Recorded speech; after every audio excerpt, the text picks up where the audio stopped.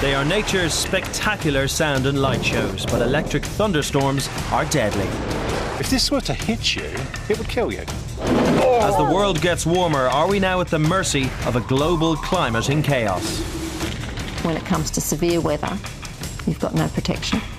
We hear from people who have endured some of the biggest thunderstorms of recent years. It was the largest that I think probably anybody in Texas has ever seen before. They could be forgiven for asking, is this the worst weather ever?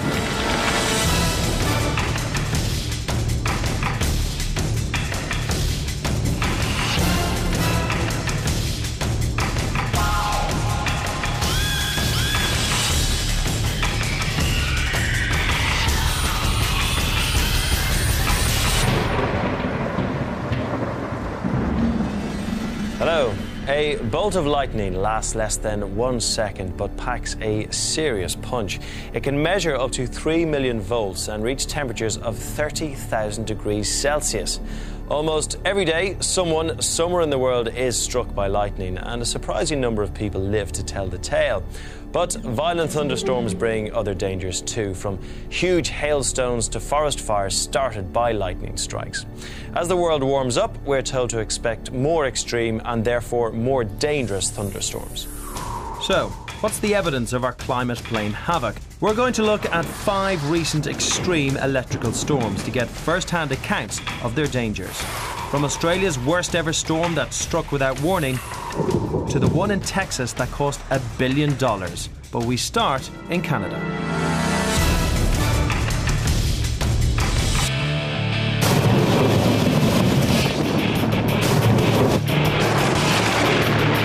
I never saw in my life a thunderstorm like this one. It was a lot more powerful than anything that I've seen before.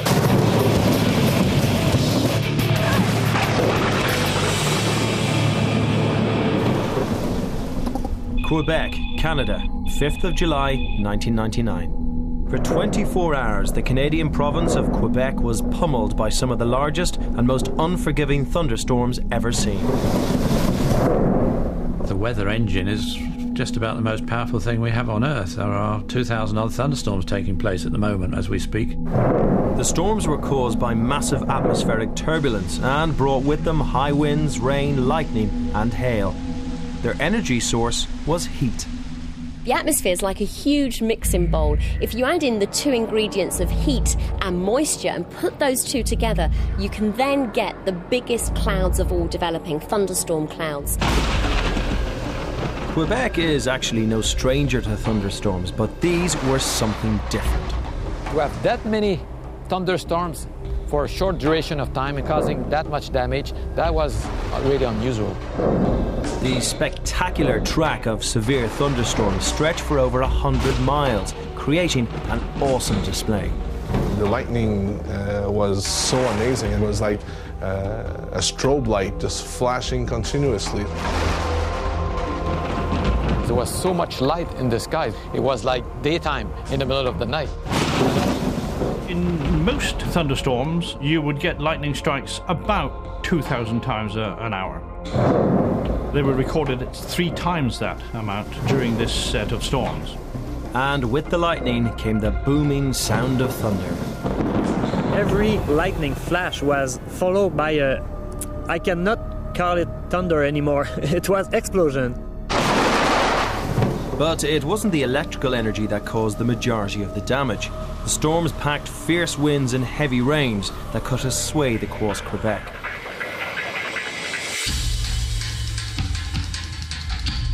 Trees were felled, roofs were sheared, cars were crushed and buildings damaged.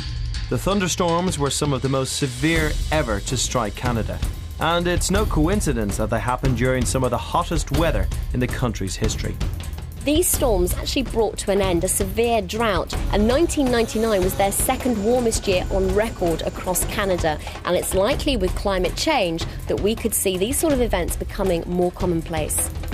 Some say global warming will not only mean rising temperatures, but also more turbulent weather. And those who witnessed the thunderstorms that night are in no doubt about the threat that extreme weather delivers. Mother Nature can be very mean sometimes, and don't try to mess with her. I mean, she's always going to win. She always has the final words. And our second thunderstorm, somewhat closer to home, reminds us how even a small storm can bring mortal danger.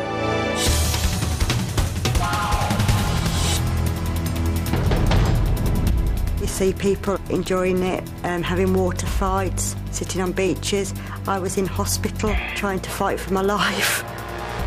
England, 10th of August 2003. A spectacular electrical thunderstorm ended the day that saw temperatures enter the record books. Heathrow, temperatures got up to 37.9, which was just into the 100 Fahrenheit, the first time we'd ever seen a temperature that high. Throughout much of England, people had been enjoying the warm sunshine, but the weather was about to turn. It was warm, but it was like a storm brewing. The atmosphere just convected up all the hot air and formed big, deep clouds which made thunderstorms. By 11 o'clock, the skies had darkened. A football match at a sports centre in Birmingham was suddenly brought to a standstill. There was a loud clap of thunder. There was a lightning strike. Then two lads came saying, found an ambulance. The unusually hot temperatures had caused turmoil in the atmosphere. Cloud is not like just a normal wind that whistles past you. The cloud is full of winds going up and down in the vertical. And when you tear ice particles and super-cooled rain droplets and that sort of thing around a cloud, they all bump into each other and collide, and you get positive charges shearing off to the top of the cloud, negative charges at the bottom. And this charge separation is really big. It's the separation of the big electrical charges that causes lightning, and it's deadly. When a thunderstorm unleashes its lightning, we're talking about 100 million volts. So if this were to hit you, it would kill you. A spectator, Mandy Dowell, had been hit, but incredibly had survived. She was like lying on her back and she was like, you know, burnt. Her hair was all straggly and that. She had been knocked unconscious. First thing I remember is waking up in Sullyoak Hospital in intensive care, wondering where I was, what had happened. Often when people get hit by lightning, it's not a direct main thunder strike. It's more a lightning strike that's just a sort of a fork or a bounce off of something else. So they get burnt around the edges. Mandy has kept her burnt clothes to show what a close escape she'd had. This is the bra I was wearing at the time. As you can see, it's all frazzled and burnt. There's a wire that burnt me underneath my breasts. This is the top I was wearing, and it's all like burnt and frazzled everywhere. And this is the skirt. That's what burnt me on my tummy, the zip part of it. The chances of Mandy being hit by lightning in the storm were 1 in 600,000, but others were also hit that day. These storms were so intense, 20 people suffered injuries on that day due to those violent storms. You expect, you know, sunshine and everyone sunbathing in August. You don't expect thunderbolts and people being struck by lightning. But some predict that we'll see more of these violent thunderstorms after hot days in the future. With a globally warming world, we will see those kind of temperatures in the summer in England again. So it'll be typical of summers in 50 years' time. For our third electrical storm, we head down under.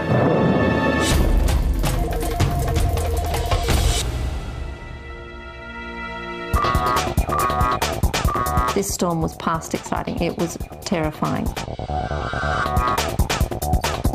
Sydney, Australia, 14th of April, 1999. The city was pelted by one of the most severe hailstorms on record. It struck at 7:30 in the evening, and it came without warning.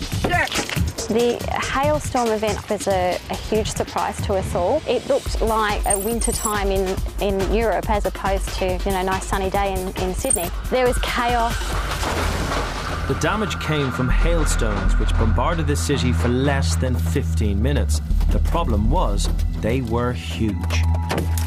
Hailstones come from cumulonimbus clouds or thunder clouds. But in Sydney, what happened that day is we had something that's called a supercell, not just a cumulonimbus cloud, the granddaddy of all cumulonimbus clouds.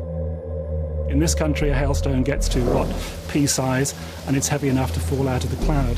But in a supercell, the vertical winds are so strong that the hailstones fall a little way, then get blown back right up into the cloud. And each time they go up and down in the cloud, they collect more moisture, more ice, and they grow bigger and bigger. The size of the hailstones varied across the storm path from about golf ball size up to cricket ball size or larger in the core of the storm where it was most destructive. The hailstones fell just a few metres apart and at speeds of 100 miles an hour. Unsuspecting people in Sydney didn't know what had hit them. We heard what sounded like an aeroplane landing in our street. It was just a huge, huge noise. It was like there were people outside throwing rocks at the house. I'd never really thought that weather was something to be frightened of before, but on that night I realised when it comes to severe weather, you've got no protection. That frightened me. The state emergency services who clear up after events like this normally expect to get 10,000 calls a year. They got double that in just this one storm. The imagery of seeing the water and cars, smashed windscreens and trees that had fallen, the debris, I think that's probably my most outstanding memory. It was shocking. It was as though we'd been in the middle of a bombing. The houses were just all ruined. All the trees were shredded. It was as if someone had got one of those shredders and put the trees through it. The storm caused £600 million worth of damage, wrecking 25,000 homes and 44,000 cars. It's Australia's most expensive natural disaster ever. The storm had come without warning and had taken local weathermen by surprise. Its track was extraordinary. The fact that this one moved almost due northward along the coastal strip is something that we've never seen anything like before. But weathermen have learned a lesson. It really was a disaster for weathermen. If you go out visiting Australia now, particularly around Sydney, almost every forecast, even if it's dry, warm, sunny, light winds, at the end you'll often hear them say, chance of storms, just to cover themselves. People in Sydney are now dreading that their next storm could turn freak and they could face another bombardment of hail. Oh! That was close! Every event is like, is it going to be another hailstorm? And we all pray and thank everyone when it's not. It's inevitable that another storm like this will happen at some time, maybe next week or maybe in another 100 years, we don't know. At any one time, almost 1,800 thunderstorms are raging across the surface of the Earth, and the larger ones harbour as much energy as an atomic bomb. Coming up, the worst fires started by lightning in a generation. And the supersized Texan storm that broke the records.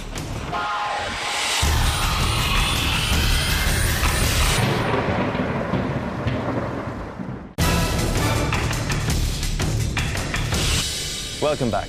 The largest hailstone ever found was in Aurora, Nebraska in 2003 following a severe thunderstorm. It was almost as big as a football. Now, there's one object you don't want dropping on you at 120 miles an hour from 30,000 feet.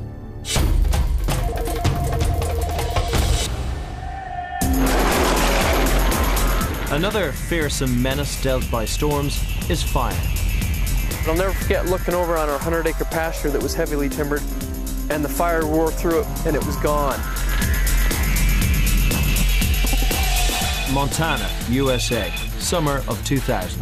Wildfires rampaged out of control in the worst outbreak in the United States for 50 years. And the culprit was lightning. Montana's just to the east of the Rockies, so you can get these foehn winds coming down off the Rockies and make it tinder dry. Then you start to push a bit of air up from the Bay of Mexico, and then you get lightning strikes. But these were not the kind of thunderstorms we are used to. They were dry. Dry thunderstorms don't produce a lot of precipitation, less than 1/10 of an inch. There'll still be precipitation falling from the cloud, but the air mass at the surface is so dry that it evaporates before it reaches the surface. They'd previously had 3 very wet years, and vegetation had grown thick and lush. But 2000 was a drought year, and the land turned into a tinderbox. We were so dry at the time. There was 97 fires started from the 102 lightning strike. And once the fires started, there was no stopping them. There was literally just chunks of fire raining out of the sky. Anything they landed in that was dry immediately caught fire.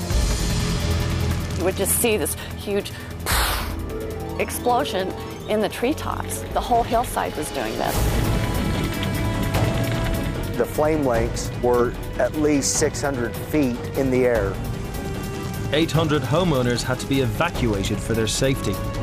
This is not good. People coming out of the fire zone were saying that the heat was so intense they were worried their tires on their vehicles were going to melt. The fires just kept growing bigger, engulfing 250,000 acres of Montana. As the temperature rises, the pressure becomes less. Winds blow from high to low pressure. So you get very low pressure around the very intense fires, and this fanned the winds in and just kept them going. 13,000 firefighters, some from as far away as New Zealand and Australia, rushed to try to contain the blaze. It was costing $15 million a day. But the fires were out of control.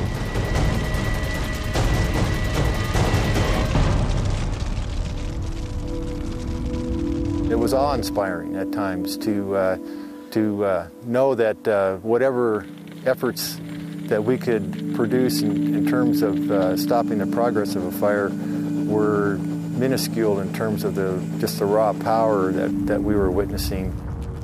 A change in the weather was to bring some hope that an end was in sight. We had a snowstorm come through, put a layer of snow down, which cooled everything off, and it was a real relief. But the fires had dreadfully scarred the land. The fires were devastating to the forest, to the view, to everything around. The worst wildfires in living memory cost the US government $400 million. And it seems as if we will forever be at the mercy of fires created by lightning. We're never going to be able to control the very dry inland parts of a big continent in the summertime. There's nothing you can do about it. The perils delivered by our fifth and final electrical thunderstorm weren't from fire, but water and ice.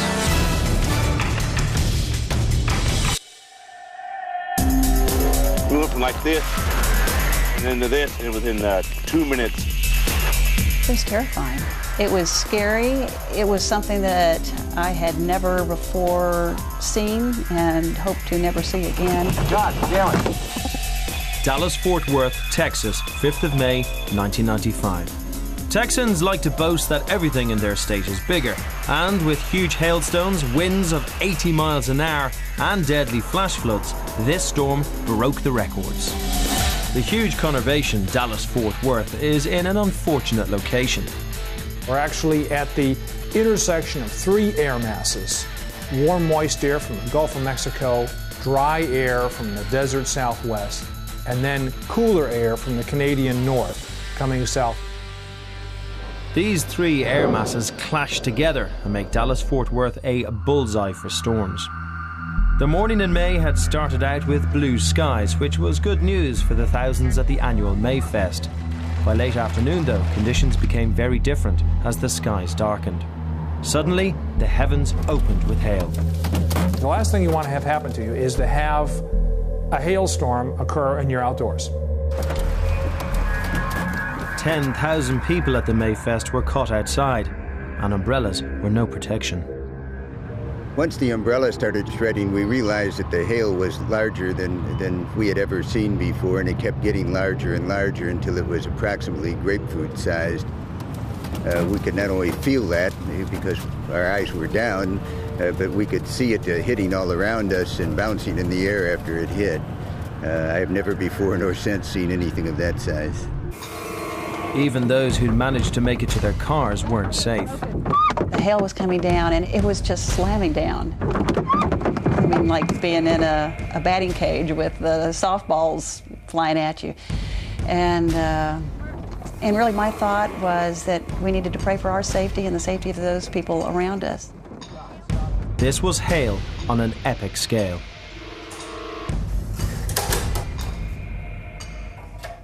Our hail guns shoot a 2.5-inch stone max, and that's about 70 to 80 miles an hour. What fell on the Mayfest storm was something a little larger. And can you imagine something like this falling at about 90 miles an hour? This is what was impacting people. During the Mayfest storm, there were thousands of hailstones falling this size at a given time.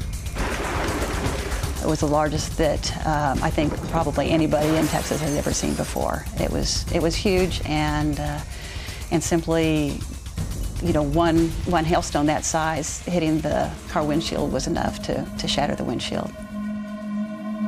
It looks as if the cars and houses have been attacked by Apache helicopters. Stones like that don't just crack windscreens, they punch holes right through. They also caused hundreds of injuries. Most of the injuries, head injuries, some broken bones. Fortunately, all the injured had been taken to the hospitals. They looked as if they had been beaten with baseball bats. Their whole back, head, and the back of their legs were just beaten, and they had big bruises.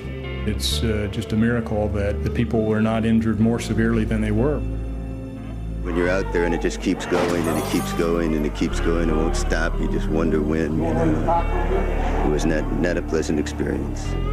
My arms had big welts on them up and down. They had bone bruises that frankly lasted for weeks. But the hail wasn't the most deadly part of the storm. A torrential downpour followed, drenching the region and causing massive flash floods. 16 people drowned, and one more was killed by lightning. The storm had caused over $1 billion of damage. It's one record Texans have no wish to beat. Some predict that in the future, even more people will be at risk from storms like this. The population is growing. Cities are expanding. In areas that used to get horrendous hail, used to be an open field. Now you've got houses and buildings in there. So the human target is getting bigger. With damaging storms happening in Dallas-Fort Worth on average at least once a decade, their next one is somewhat overdue. And as our climate gets warmer, some predict we may all have to get used to extreme electrical storms. I think as the century goes by, we will find more and more thunderstorms around. This is the one thing that must come out of climate change. We're going to get more rain, we're going to get more electrical storms. Those are the sorts of extremes that we've already been seeing will become more and more common.